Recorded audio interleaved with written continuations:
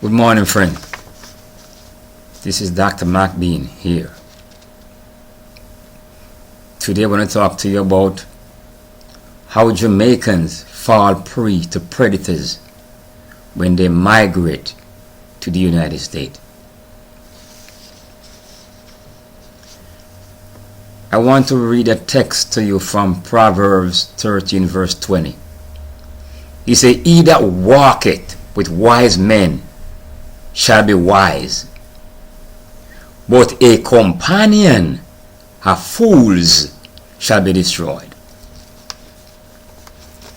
I was talking to a friend sometime this week,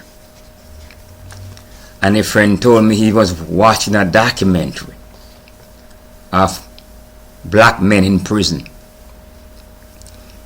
and he said most of the black men that were in that prison that he was talking about here in the United States, they were Jamaicans.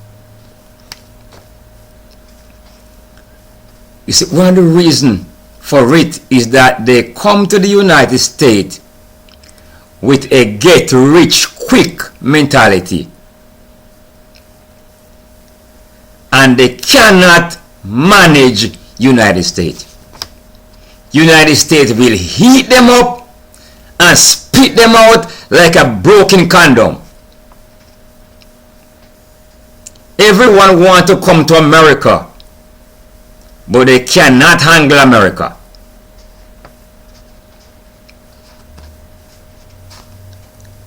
I was talking to this other Jamaican, and he said as soon as he come to America, he might go taking chance. Taking chance means he might go sell whatever to make his money. And in less than a year or two, somebody used him as a mule. He was sent to prison and deported back to Jamaica. The mule is given $500 worth of drugs and told to cut it, and they can make anywhere from $1,500.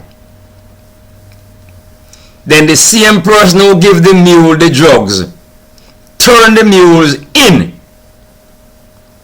Once the mule is convicted, she collect anywhere from $3,000 to $10,000, and the mule is given time in prison, and when the whole thing over, when his time is served, he is deported back to Jamaica.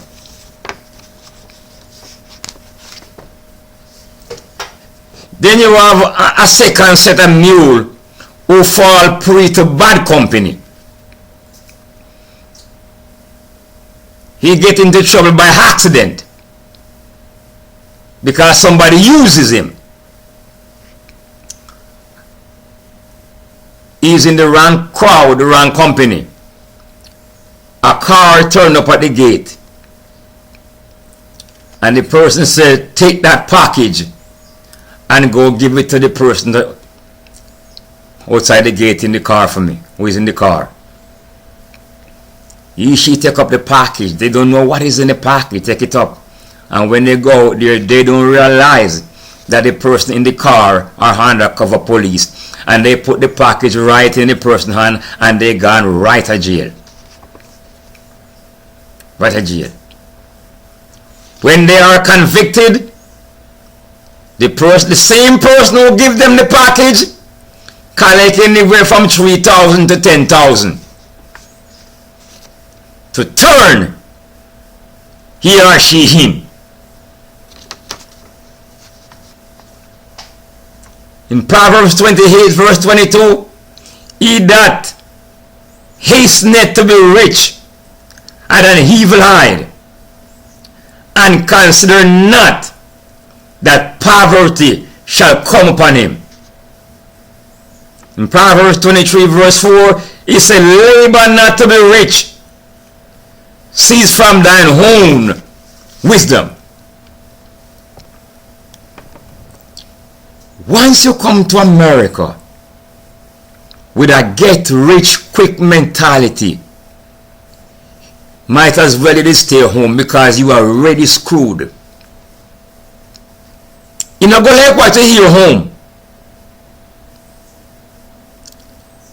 You know, beer punch tree here.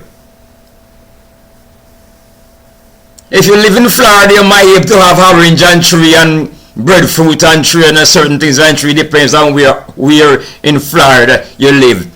But the only thing you're going to find on tree here is snow. You're not going to like what you heard. I was driving from Connecticut to New York, a school, when I was doing my nursing. And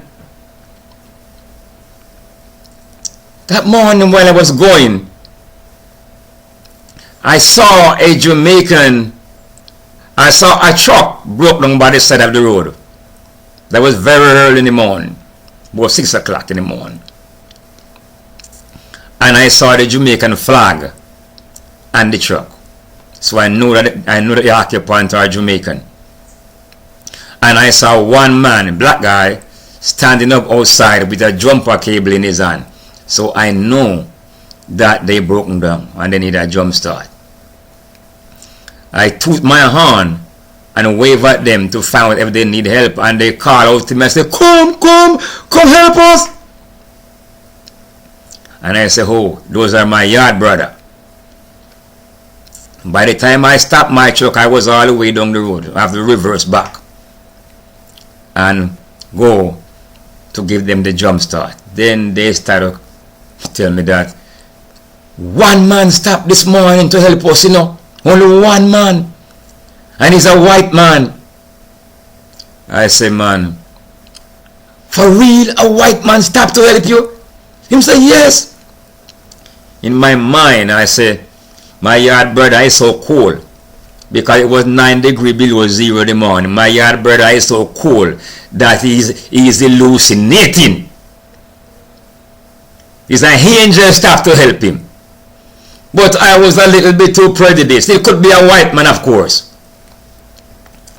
And I charge up their battery, try to start the truck. It still wouldn't start. I decided to do some tests and I realized that the transmission burned up. Not going nowhere. I said, brother, your transmission burned up. Your truck not going nowhere. And I have to go to school. I have to leave you. The men start crying. Grown men start crying. They say, if you leave us, we are going dead. They say, I'm so cold as my toe them feel like them a drop off and me can't feel me finger them anymore. Then he went on to say, people in Jamaica don't know what we're going through. They don't know what we're going through. And I say, alright, this is what I can do for you. Him take the barrel then that is in your truck and put them in my truck. And I take it to Brooklyn. They were transporting barrel from Hartford, Connecticut, barrel with food to ship to Jamaica. And they're taking it to Brooklyn. So they can ship it from Brooklyn. And we load up all the barrel in my truck. And we say, alright, I'm taking the guy to Brooklyn. I'm going to go to school this morning. Come here already late. I took them to Brooklyn. They give me my gas money to come back. But something I heard the men said while they were talking to themselves. They said, somebody someplace is praying for us. That the right man turn up with the right truck to take us to Brooklyn. Somebody is praying for us. And the other thing that they said, after somebody is praying for us, people in Jamaica don't know what we're going through. This is no game. America is no game. Almost some 20 years ago, I decided to move to Florida. And I drove down. I have some friend all the way down in Miami. And I drove down to stay at their home and to look at job. And I was down here for 1 whole month and didn't get the job. And my wife called me from Connecticut and said, "It's better you up here in Connecticut and not working than down there in Florida and not working. Come back." When I check up all the amount of money I have to come back, I have to return, is enough to buy me about 3.5 tank of gas, to pay all the toll, and I have $10 leave over. And the $10 that leave over, I can't use it. I have to keep it. That's in case my water pump belt broke. I can buy a belt, put on back on the vehicle, and keep going. 2 o'clock in the morning, I leave Coral Spring in Florida. All I have was a cup of coffee and 2 slices of bread. 2 o'clock, the day I'm still driving, I don't eat yet. 2 o'clock the night, I'm still driving, I don't eat yet. 2 o'clock the following day I'm driving, I don't reach, I don't eat yet. My stomach become as dry as a bone.